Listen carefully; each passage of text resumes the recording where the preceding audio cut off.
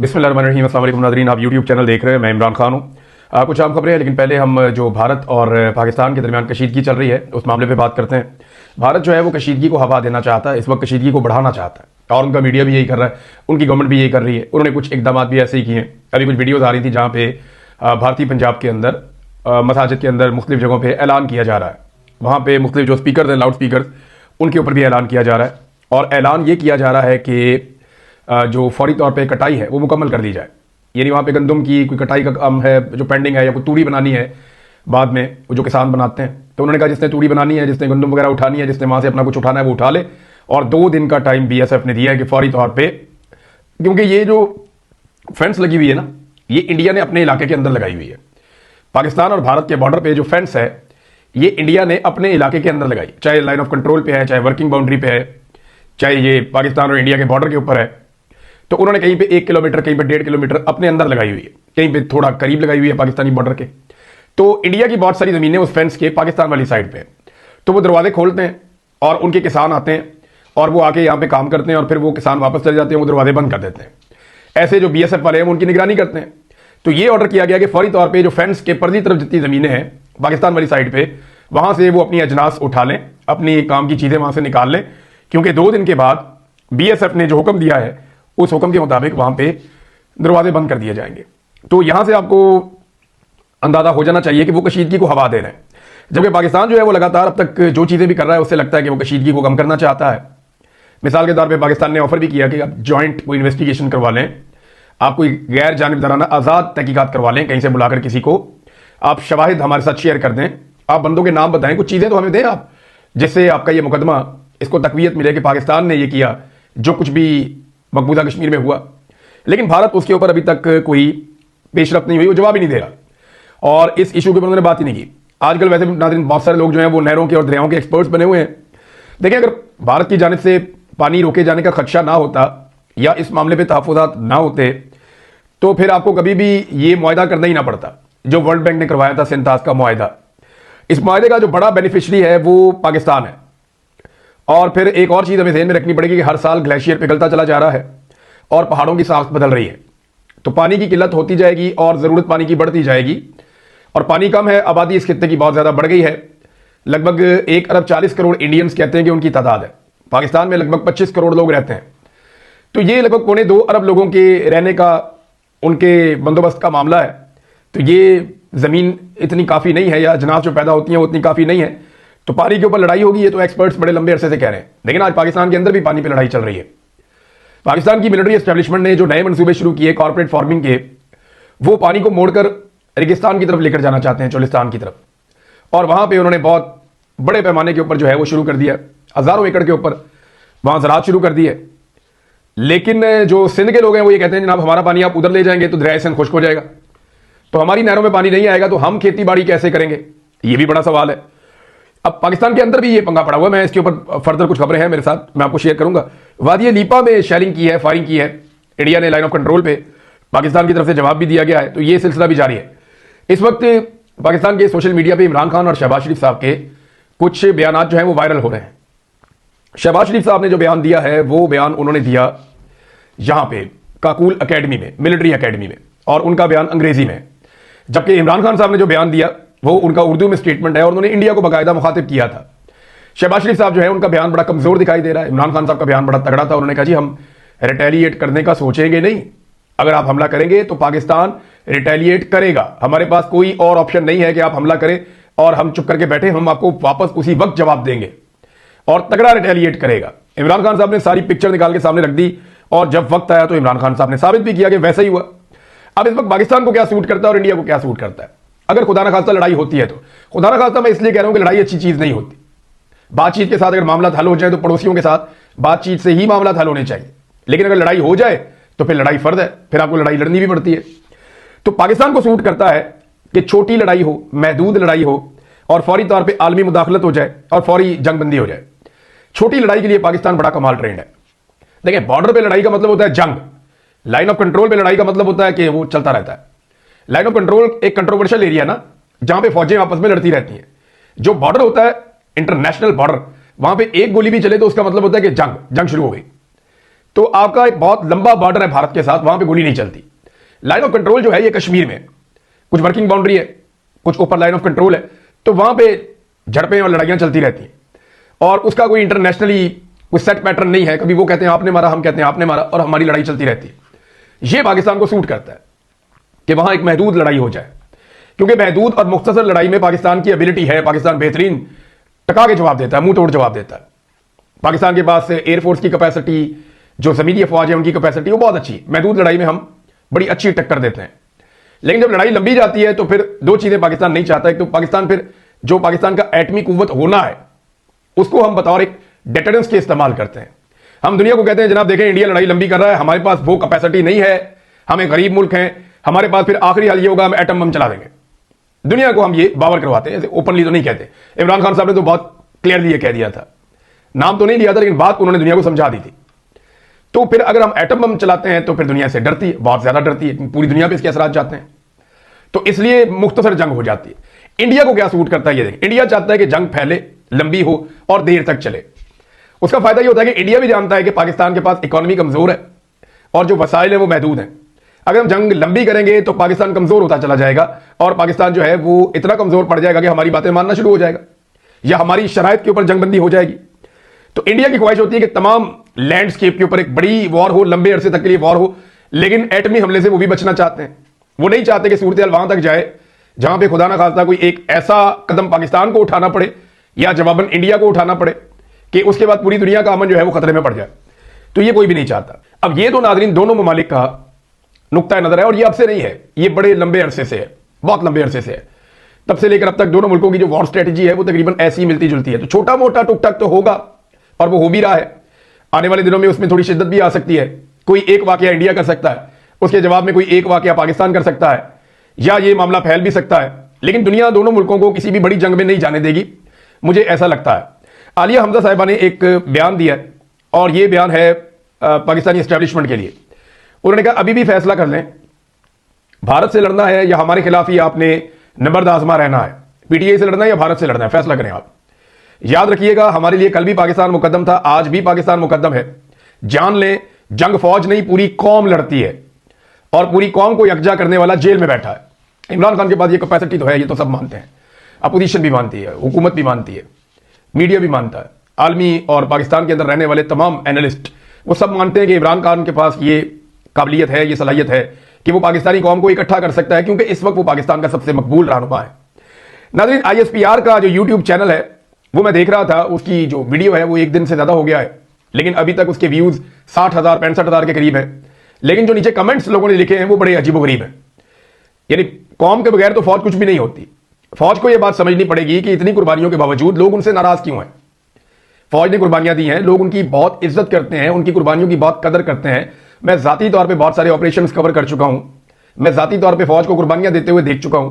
मैंने बहुत सारे बॉर्डर्स, बहुत सारे एरियाज, बहुत सारे मुश्किल इलाके जो हैं जाकर विजिट किए, वहां पे कवरेजेस की हैं। मैं अच्छी तरह जानता हूं कि फौज कितनी सख्त ड्यूटी करती है। लेकिन इसके बावजूद ये कौम आपसे नाराज क्यों है? ये कौम आपसे नाराज है इसलिए कि आपकी जो सरबराह है या फौज की जो मिलिट्री एस्टेब्लिशमेंट है वो जो फैसले कर रही है वो अवामी फैसलों में मुदाखलत कर रही है, वो अवामी मंशा के खिलाफ फैसले कर रहे हैं, वो अपने हुदूद से तजावुज कर रहे हैं, वो आईने पाकिस्तान को तोड़ रहे हैं, ना वक्त पे इलेक्शन करवाते हैं और इलेक्शन में धांधली करवाते हैं, जाली फार्म 47 के ऊपर लाकर हुकूमत बनाते हैं, एजेंसियां लोगों को जबरी तौर पर लापता कर रही हैं। अब क्योंकि अवेयरनेस इतनी फैल गई है, मुल्क का सबसे जो मकबूल लीडर है उसको जेल के अंदर बंद रखा हुआ है, उसके और उसकी बीवी के ऊपर भोंडे तरीन मुकदमात बना दी, और ये सारा कुछ मिलिट्री एस्टेब्लिशमेंट ने किया। तो ये जो जुल्म और बर्बरियत हुई है, इंसानियत की पामालियां हुई हैं, इसकी वजह से पाकिस्तानी अवाम, पाकिस्तानी मिलिट्री एस्टेब्लिशमेंट की पॉलिसीज की वजह से इदारे से दूर हो गई, फौज से दूर हो गई और फासले बहुत बढ़ गए हैं, वो नजर आ रहे हैं। अगर आप कमेंट्स पढ़ें, बल्कि मैं मशवरा दूंगा ISPR में जो हमारे दोस्त काम करते हैं कि उनके कमेंट्स पढ़ें, लोग क्या कह रहे हैं। लोग कह रहे हैं नगमों से लड़ाइयां नहीं लड़ी जाती, बहुत सारी फौजें दुनिया में हैं जो नगमे नहीं बनाती, जो ड्रामे और फिल्में नहीं बनाती, इसके बावजूद उन्होंने बड़ी फतूहात की हैं, बड़ी कुर्बानियां दी हैं, बड़ी उन्होंने लड़ाइयां लड़ी हैं। तो आप ये नगमे क्यों बनाते हैं, ड्रामे और फिल्में क्यों प्रोड्यूस करते हैं? क्या ये आपका काम है? लोग बार बार अब ये चीजें पूछ रहे हैं। माजी में कभी लोगों ने ये बातें पूछी नहीं थी। लोग पाकिस्तान की जो माशरत उलूम की किताब है उसके ऊपर भी सवाल उठा रहे हैं। तो ये अब सूरत हाल तो ये आलिया हमजा ठीक कह रही है कि इमरान खान साहब से माफी मांगे और उन्हें मौका दें पाकिस्तान की खातिर, ताकि वो पाकिस्तानियों को भी इकट्ठा करें और आलमी सतह पे भी पाकिस्तान का मुकदमा लड़े, क्योंकि अभी तक कोई भी आलमी सतह पे पाकिस्तान का मुकदमा नहीं लड़ सका। इसहाक डार साहब अपना मुकदमा नहीं लड़ सके आज तक, वो क्या लड़ेंगे? ख्वाजा आसिफ जो अपनी सीट का दिफा नहीं कर पा रहे 2013 से लेकर आज तक 12 साल हो गए, वो पाकिस्तान का दिफा क्या करेंगे? तो ये मुमकिन नहीं है। सारी हारी हुई शक्लें लाकर आपने बिठा दी हैं और आप कह रहे हैं कि हम इंडिया से जीतेंगे बयानिया की लड़ाई। ऐसे नहीं जीतेंगे। ख्वाजा आसिफ ने तो इंडिया को वो हाफ वॉली दी है कि इंडियंस रोजाना उसके ऊपर छक्के मार रहे हैं। नाजरीन, एक और भारतीय जो इंतहा पसंद है, उन्होंने हमला किया है पाकिस्तानी हाई कमीशन लंदन की इमारत के ऊपर मुबैना तौर पर, और ये डॉन अखबार ने इस खबर को छापा है कि पाकिस्तानी हाई कमीशन पर भारतीय इंतहा पसंदों का हमला, इमारत के शीशे तोड़ दिए। इससे पहले पुलिस ने जो है वो 4 बंदे गिरफ्तार भी किए थे मुबैना तौर पे, जिन्होंने वहां पे कुछ ऐसी हरकत की थी जो कानून के जुमले में यहां पे ठीक नहीं होगी बरतानिया में। बहरहाल वहां पे कुछ लोग गिरफ्तार भी हुए थे, ये भी इतला आई थी। लेकिन भारतीय इंतहा पसंदों ने ये भी किया, बॉर्डर को बंद करने का भी कह रहे हैं कि जनाब हम दरवाजे बंद करने जा रहे हैं। ऐसा लगता है कि एक लड़ाई की तैयारी इंडिया कर रहा है। महदूद लड़ाई, छोटी लड़ाई, मुख्तसर लड़ाई पाकिस्तान को सूट करती है, लेकिन इंडिया चाहेगा कि वो अपनी मर्जी की लड़ाई लड़े। पाकिस्तान चाहेगा कि लड़ाई हो ही ना, अगर हो तो बिल्कुल एक आधा छोटा मोटा मार्का हो जाए, इससे कुछ थोड़ा बहुत फायदा भी हो जाएगा। पाकिस्तानी फौज और आवाम के दरमियान अगर कोई दूरियां हैं तो वो दूर करने की भी कोशिश की जाएगी, लेकिन ये तभी पता चलेगा कि उस वक्त ये दूरियां होती हैं, दूर या नहीं होती, क्योंकि बहुत सारे पाकिस्तान के अंदर लोग जो है वो ये कह रहे हैं कि जनाब ये तो आपका असल काम है, इसके लिए हम इतना टैक्स, इतना पेट काट के देते हैं, तो जाए ना इंडिया के साथ लड़े, हमें मकबूजा कश्मीर आजाद करवा के दें। लोग अब ये कह रहे हैं, लोगों का मुतालबा ये नहीं है कि जाके दिफा करो, लोग कह रहे हैं कि मकबूजा कश्मीर आजाद करवा के दें, जिस नारे को हमें बेचा गया 70 साल तक। हमें कहा गया कि हमारी फौज जाएगी, जाके मकबूजा कश्मीर को आजाद करवा देगी। अब पता चल रहा है कि जनाब मकबूजा कश्मीर के अंदर कोई छोटा मोटा इंसिडेंट होता है, हम सफाइयां देने बैठ जाते हैं कि जनाब ये हमने नहीं किया, ये हमने नहीं किया, जनाब ये किसी और ने किया होगा, ये आपने खुद किया होगा, प्लीज हमसे ना लड़े। ये क्या है?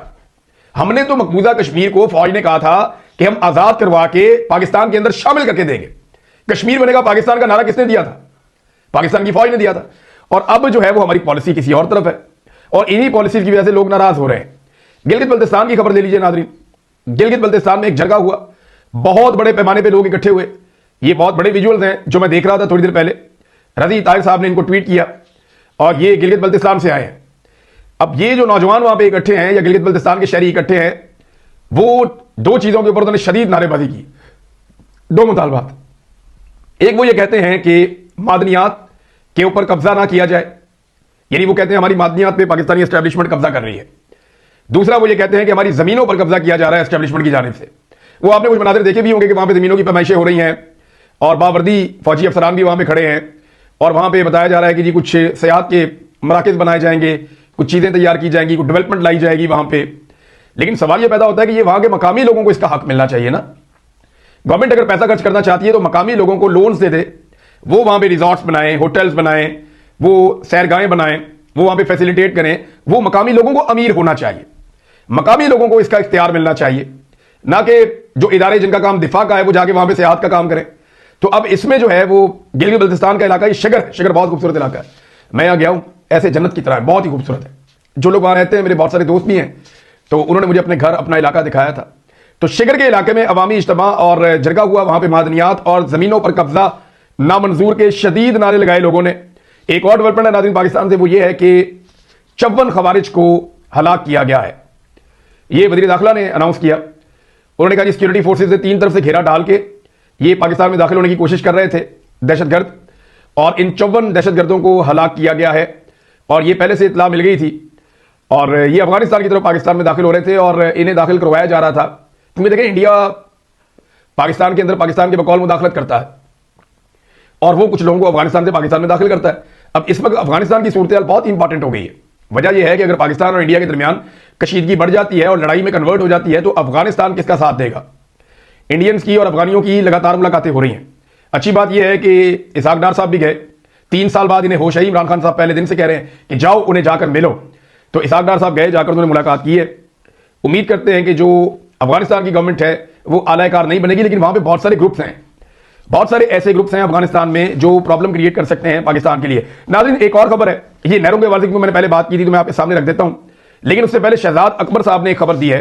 ये खबर आपके लिए सुनना जरूरी है क्योंकि शहजाद अकबर साहब पावर कॉरिडोर्स में रहे हैं, हुकूमत के अंदर रहे हैं, और ज्यादातर उनके ताल्लुकात उन लोगों के साथ रहे जो बहुत ताकतवर लोग होते हैं, तो उन्हें खबरें मिलती रहती हैं कुछ ऐसी जो नॉर्मली मार्केट में नहीं होती। शहजाद अकबर साहब ने बताया कि मरीम नवाज ने कल सारा दिन रावलपिंडी में गुजारा और अहम शख्सियत से मुलाकात भी की है। मरियम नवाज जब इस्लामाबाद आती हैं तो वो मार्गला अपने रिश्तेदार के घर गाड़ियां खड़ी करके प्राइवेट गाड़ी में बगैर प्रोटोकॉल के रावलपिंडी में मुलाकात के लिए जाती हैं। अब बगैर प्रोटोकॉल के किसको मुलाकात के लिए जाना होता है फिर?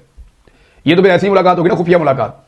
ये तो वैसी मुलाकात शायद हो गई जैसी शहबाज शरीफ साहब के बारे में कहा जाता है कि वो डिग्गी में बैठ के मुलाकात करने जाते थे। ये तो वही बातें होगी ना जो मलिक अहमद खान साहब करते थे, जो आजकल स्पीकर है पंजाब असेंबली के। बहरहाल देखते हैं, मरियम नवाज जब इस्लामाबाद आती हैं तो मार्गला में अपने रिश्तेदार के घर गाड़ियां खड़ी करके प्राइवेट गाड़ी में बगैर प्रोटोकॉल के रावलपिंडी में मुलाकात के लिए जाती हैं।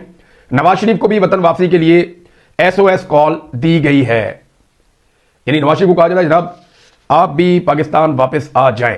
क्या खिचड़ी पकड़ी है, ये आने वाले दिनों में चीजें आपके सामने आ जाएंगी। कैसर अहमद शेख साहब ने मौजूदा जो सिंध हुकूमत है, बलूचिस्तान हुकूमत है या सदर पाकिस्तान है, इनका पूरा पोल खोल दिया पीपल्स पार्टी का। वो क्या कहते हैं ये सुने आप। वो ये कहते हैं जहां तक नहरों की बात है ना तो वो तो बन रही हैं, यानी कोई अगर ये कह रहा है कि नहरें नहीं बन रही, नहरों पे काम रुका हुआ है, तो वो झूठ है। नहरें बन रही हैं, ग्राउंड पे उनमें काम हो रहा है और बाकायदा इसके विजुअल्स जो हैं वो अवेलेबल है। सिंध से जो वफ्द आया था उन्होंने भी आकर देखा कि जनाब नहरें बन रही हैं, उनके ऊपर काम हो रहा है। और पीपल्स पार्टी कभी भी हमसे अलग नहीं होगी। नहरें भी बन रही हैं, पीपल्स पार्टी भी हमसे अलग नहीं होगी, ये हुकूमती रुकन कैसर अहमद शेख साहब कह रहे हैं। क्योंकि सदर, चेयरमैन सेनेट, डिप्टी स्पीकर उनके हैं, 2 सूबों में उनकी हुकूमत है। ये पीपल्स पार्टी को भी पता है कि वो अलग नहीं हो सकते, क्योंकि इसके बाद कोई हुकूमत नहीं रहेगी और नए इलेक्शंस होंगे, यानी ये होगा अगर अलग हो जाते हैं तो। अब दूसरी जानिब नाज़रीन, सिंध में जो जरदारियों की पुलिस है, आसिफ जरदारी, बिलावल जरदारी और इनकी जो साहबजादी है आसिफा जरदारी, इनकी पुलिस ने अटैक कर दिया मुजाहिरीन के ऊपर जो लोग ये कह रहे थे कि आप नहरें ना बनाएं पंजाब में। यानी सिंध की गवर्नमेंट कहती है कि हम नहरों के खिलाफ हैं, लेकिन सिंध के अंदर जब कोई एहतजाज करने के लिए निकलता है कि हम इन्हीं नहरों के बनाने के खिलाफ एहतजाज करने जा रहे हैं, तो उनके ऊपर सिंध की ही पुलिस अटैक कर देती है। तो ये है वो 2 नंबरी जो सिंध की आवाम के साथ जरदारियों ने कर दी है। जरदारियों ने किया ये कि पहले इन्होंने वफाक के साथ मिलकर नहरें बनाने का हुक्म दिया, अंदर खाते सिंध की आवाम का पानी बेच दिया, और उसके बाद जब वो पानी बेच दिया, मामला खुल गया, तो इन्होंने ऊपर ऊपर से रुला डालना शुरू कर दिया, नहीं नहीं नहीं नहरें ना बनाएं आप, नहीं नहीं नहीं आप नहरें नहीं बना सकते, हम ये कर देंगे, अब वो कर देंगे। लेकिन जैसे ही इनके सूबे में आवाम निकलती है और वो ये कहती है कि हम नहरें नहीं बनाने देंगे, तो ये उनको मारते भी हैं। अभी आज 2 विजुअल्स बड़े खौफनाक नजर आए। एक में तो पुलिस को लोगों ने बहुत मारा है आगे से, वकील कई जख्मी हुए और उन वकीलों को जख्मी करके गाड़ियों में भरकर पुलिस लेकर जा रही है, उनको टॉर्चर किया जा रहा है। वकीलों के धरने के ऊपर बहुत बदतरीन तशद्दुद किया गया। उसके बाद जो सिंध की आवाम है उनके ऊपर पुलिस ने क्रैकडाउन किया, जो एहतजाज कर रहे थे। फिर आगे से लोगों ने भी क्रैकडाउन किया पुलिस के ऊपर। पुलिस वाले जो है वो वहां से भागे हैं बहुत मुश्किल से अपनी जान बचाकर। वो बाकायदा पूरा विजुअल मौजूद है, लोगों ने फैंटी लगाई, पुलिस को गाड़ियां तोड़ दी। तो इस वक्त आसिफ जरदारी और जरदारी फैमिली वर्सेस सिंध के अवाम वाली सूरत हाल पैदा हो चुकी है। जाली फार्म 47 जब तक इनको मिलता रहेगा तब तक तो इनका गुजारा चलेगा, लेकिन जब भी कभी सिंध के अंदर गैर जानिबदार इलेक्शन हुआ तो इंटीरियर सिंध की जमातें और पाकिस्तान तहरीक इंसाफ जरदारियों को उखाड़ के वहां फेंक देंगे कि ये सोच भी नहीं सकते। ये ग्राउंड रियलिटी है। मैं सिंध में गया हूं, मैंने ग्राउंड पे देखा है, लोगों से बात करता हूं रोजाना की बुनियाद पे। वहां जो सहाफी हैं छोटे छोटे गांव में, इलाकों में, वो कहते हैं जी लोग बदजन हो गए, लोग कहते हैं मैं ये शक्लें नहीं अब देखना चाहते। तो ये है सोशल मीडिया की ताकत, क्योंकि सिंध में भी अब हर आदमी के हाथ में कुछ और है या नहीं, एक स्मार्टफोन जरूर है। अब तक के लिए इतनी, अपना ख्याल रखिएगा, अपने चैनल का भी। अल्लाह हाफिज।